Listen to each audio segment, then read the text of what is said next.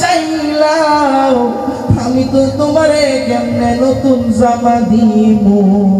এবার বাবা আমার হুসাইন তো ছোট বাচ্চা, আরে বাবা ঈদের আগের দিনে যখন বাবার কাছে ডাক দিয়ে কহি, ও আমার বাবা গো, কই কই আগামীকাল তো ঈদের দিন, কই আমাদের আপনার সন্তানদের জন্য নতুন জামাগুলা কই দেন।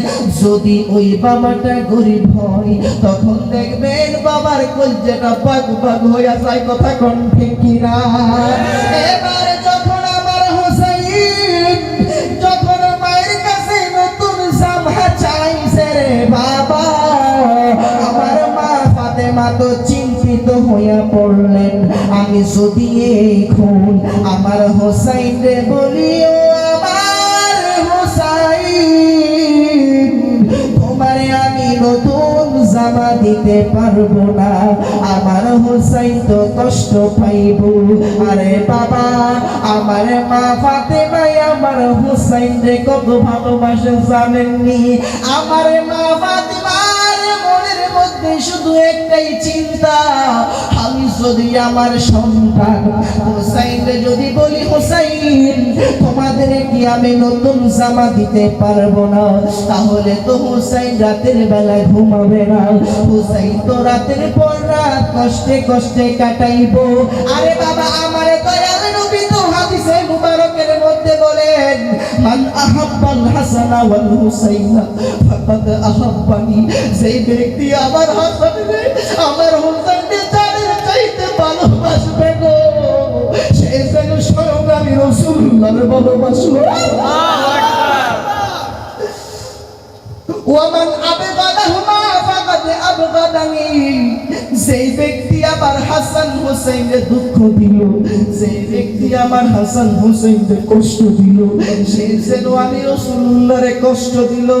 এবারে যখন রে বাবা আমার মা ফাতেমা ডাক দিয়া কয়, হোসাইন তোমার মায়ের কাছে তোমরা নতুন জামা চাইলা, তোমাদের নতুন জামাই আছে দর্জির দোকানে।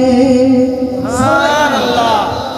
মুহররমের 10 তারিখে, সুর দেন না বাবা, সুর দেন না, আমি আজকে দেখতে চাই কতটা প্রেমিক আপনারা আমার মাওলা হোসেনের জন্য। সুর দিবেন না আমার সাথে? বলেন না, মুহররমের 10 তারিখে কি ঘটাইলে রাব্বানা, হায়রে কি ঘটাইলে রাব্বানা,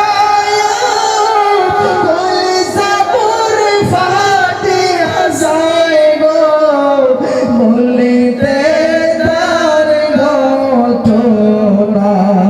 আরে কলিজা পুরে ফাটে হাজায় গো, বলিতে তার ঘটনা। হাসান শহীদ জহরেতে, হোসেন শহীদ কারবালায়, হায়রে হোসেন শহীদ কারবালায়, আরে জাইনাল আবেদিন বন্দিরে হইল এজিদের জেলখানায়। মইরো না গো জয়নাল, তুমি জয়নাল মইরো না, হায়রে তুমি জয়নাল